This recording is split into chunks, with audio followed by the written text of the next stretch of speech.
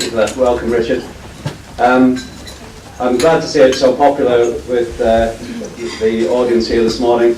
I can't always say it's the same with me, because at the end of a very grueling day like yesterday, especially presenting a budget like I've had to do this year, I just want to run and hide, actually, not be in public. So I'm honoured to see so many people turn out. But I guess it's an indication of the interest there's been in the budget this year. What a difference a year makes.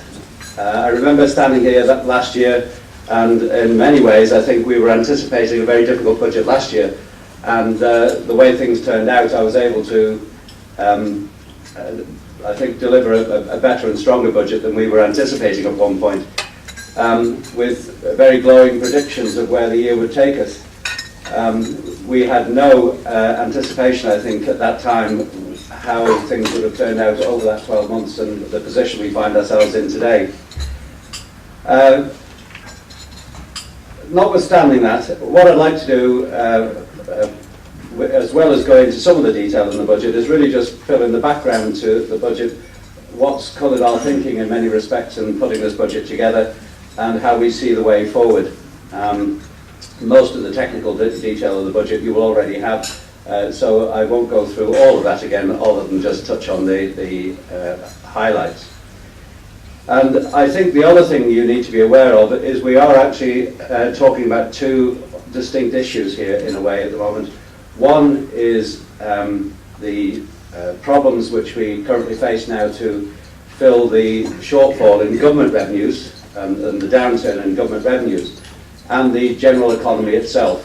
And that there is some confusion that the shortfall in VAT revenues is somehow directly related to a downturn in the Manx economy. And it's most important from a confidence point of view and from a business point of view to recognise these are two quite distinct strands.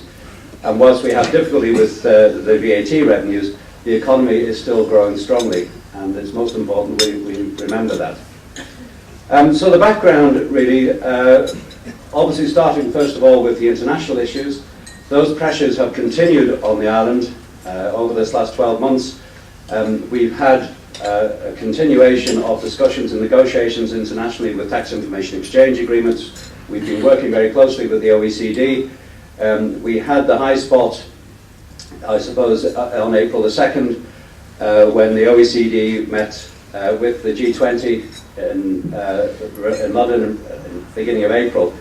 And as a result of the work we put in with the OECD and with the tax information exchange agreements, we found ourselves on the white list. And I think that was a massive highlight for the Isle of Man this year, because had we failed to do that, the message I'd be giving you today would be very different, I think, to what I'm going to tell you this morning.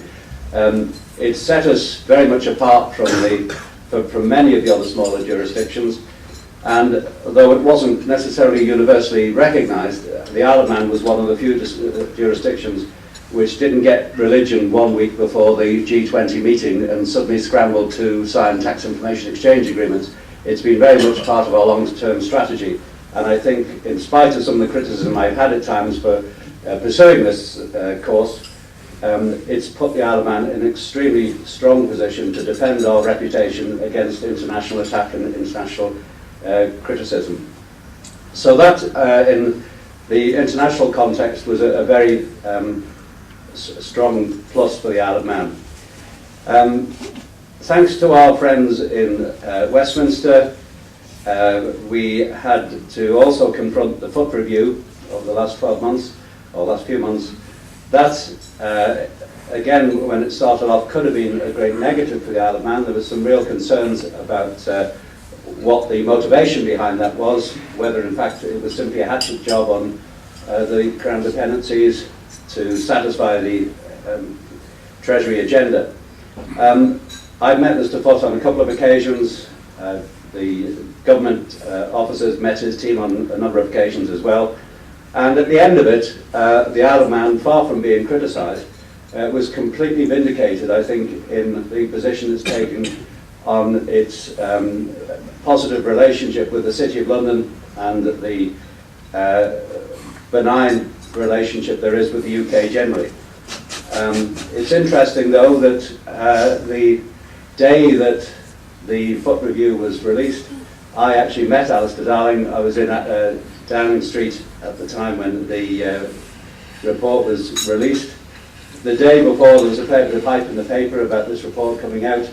The day after, because it didn't in any respect deliver what UK Treasury wanted, it was airbrushed out of existence, and there was not a single word in the UK media about it. And I think that speaks volumes for the attitude of the UK Treasury at that time on that issue.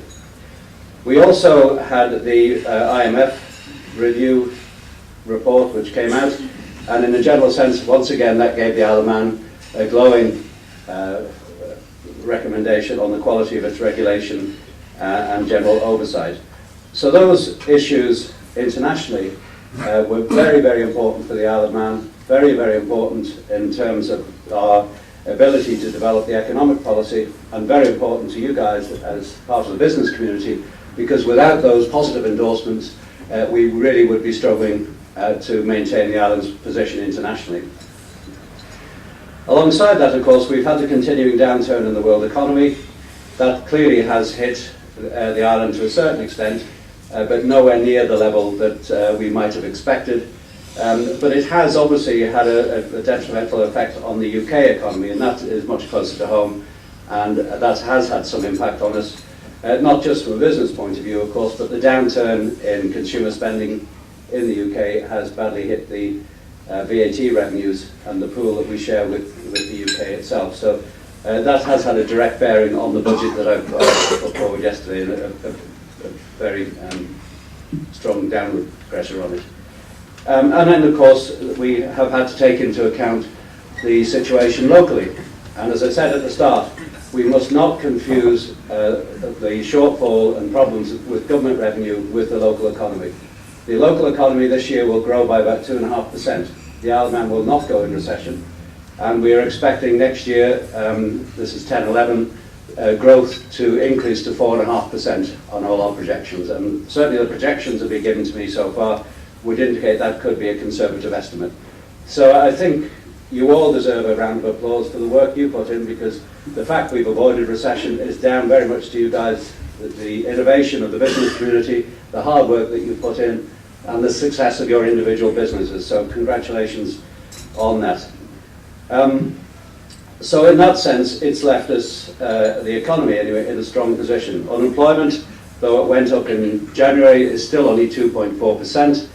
It went up by 150 in January, but in fact the mid-month figures for February show a drop again, and it's taken us back down below the 1,000 magic figure of unemployment. So it's exactly the pattern that we had last year, and hopefully it will continue that way. The unemployment figures, just this is an aside I suppose really, but the unemployment figures this year take us just over 1,000. If you go back to 92-93, which was the last time there was a recession in the UK, and we very closely came to a recession, our growth was only 0.8% in 1993, but at that time, at the peak, unemployment hit 1,900, which was 5.6% of the population. So notwithstanding the fact that the recession worldwide is immensely greater than it was in the last downturn in 92-93, unemployment on the Isle of Man is still less than half of what it was at the peak of the last recession. So I just ask you to put that in context when we're talking about the strengths and weaknesses of the Manx economy. Things are still doing extremely well here, and we must recognise that.